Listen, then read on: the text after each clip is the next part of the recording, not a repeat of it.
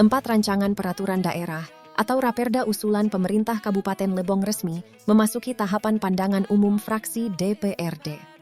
Dalam rapat paripurna yang digelar di ruang sidang DPRD Kabupaten Lebong, sejumlah fraksi menyampaikan dukungan terhadap pembahasan lanjutan, namun juga memberikan berbagai catatan strategis agar regulasi yang dibentuk benar-benar memberikan manfaat bagi masyarakat.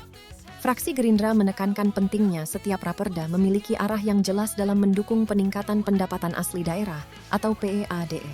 Menurut fraksi ini, regulasi yang disusun hendaknya mampu menjadi dasar hukum yang efektif untuk memperkuat kemandirian fiskal daerah, sehingga pembangunan tidak terus bergantung pada dana transfer dari pemerintah pusat. Pemerintah daerah perlu melakukan inovasi dalam menggali sumber pendapatan daerah dengan tepat, memperhatikan kemampuan masyarakat dan menciptakan iklim ekonomi yang sehat.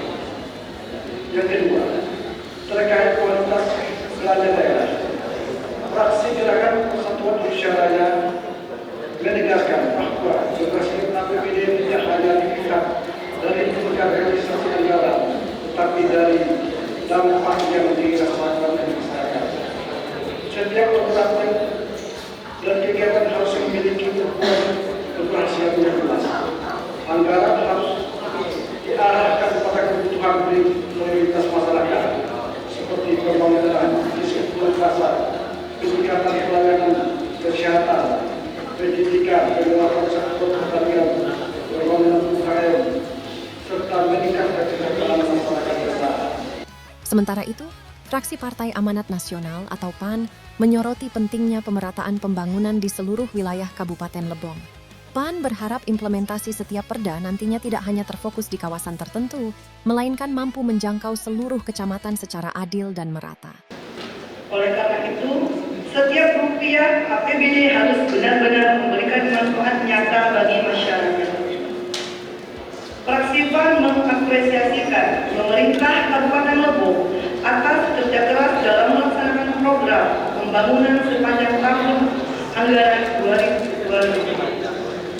Sedangkan fraksi Demokrat menegaskan bahwa penyusunan regulasi harus mengedepankan efektivitas pelaksanaan di lapangan. Peraturan daerah diharapkan tidak hanya menjadi dokumen administratif, tetapi mampu diterapkan secara nyata dengan didukung kesiapan sumber daya manusia, penganggaran, serta pengawasan yang baik. Meski memberikan sejumlah catatan, ketiga fraksi menyatakan menerima 4 raperda tersebut untuk dilanjutkan ke tahapan pembahasan berikutnya. DPRD berharap seluruh masukan yang telah disampaikan dapat menjadi perhatian pemerintah daerah sebelum nantinya ditetapkan menjadi peraturan daerah.